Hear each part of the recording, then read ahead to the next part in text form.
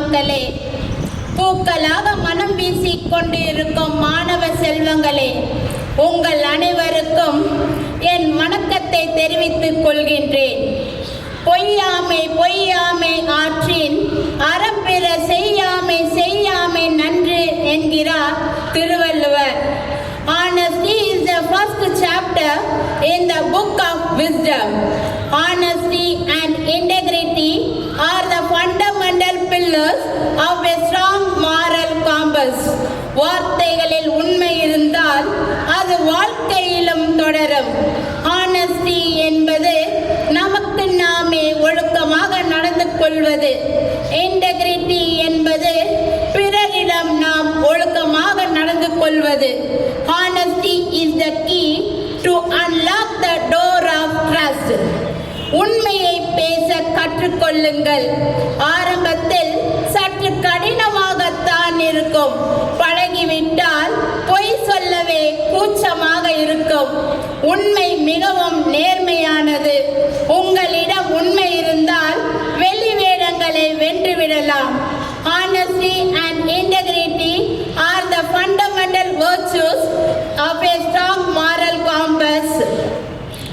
நேர்மை என்பது ஒரு கண்ணாடி போல. அது சுத்தமாக இருந்தால் உங்கள் முகம் தெளிவாக தெரியும். இன்டெகிரிட்டி என்பது தேனீகளின் ஒளி போல.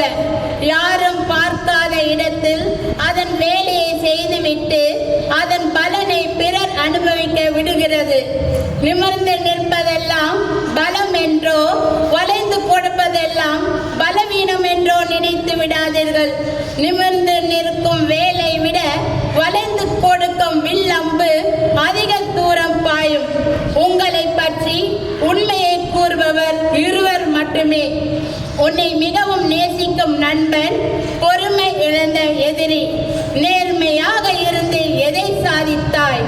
நேர்மையாக இருப்பதே பெரிய சாதனை. வாழ்க்கையில் உண்மையை உயர்த்தி பிடித்தால் துன்பங்கள் வருவது நிச்சயம். ஆனால் முகமும் அகமும் பொலிவுடன் காணப்படும். யானைகள் இருக்கும் பூமியில்தான் எறும்புகளும் வாழ்கின்றன. பூனைகள் இருக்கும் வீட்டில்தான் எலிகளும் வாழ்கின்றன. சிறுத்தைகள் இருக்கும் காட்டில்தான் மான்களும் வாழ்கின்றன. சுறாக்கள் இருக்கும் கடலில்தான் சிறு மீன்களும் வாழ்கின்றன. பாம்புகள் இருக்கும் வயலில்தான் தவளைகளும் வாழ்கின்றன. எனவே வாழ்க்கை என்பது ஏமாற்றி பிழைப்பதல்ல, உண்மையுடன் போராடி ஜெயிப்பது. ஒருவனை ஏமாற்றி விட்டால் நீ அவனை முட்டாள் என்று நினைத்து விடாதே. நீ ஏமாற்றியது அவன் உன் மேல் வைத்த நேர்மை. உரிமை இல்லாத உறவும், உண்மை இல்லாத அன்பும், நேர்மை இல்லாத நட்பும், நம்பிக்கை இல்லாத வாழ்க்கையும் என்றும் நிரந்தரமில்லை. நேர்மை என்பது பேச்சு மட்டுமல்ல, செயல்.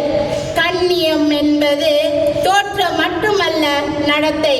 எனவே நேர்மையுடனும் கண்ணியத்துடனும் நீங்கள் செயல்பட்டால் உங்கள் வாழ்வு சிறப்பாக அமையும் என்று கூறி வாய்ப்பளித்த தலைமை ஆசிரியருக்கு நன்றி கூறி விடைபெறுகிறேன். நன்றி, வணக்கம்.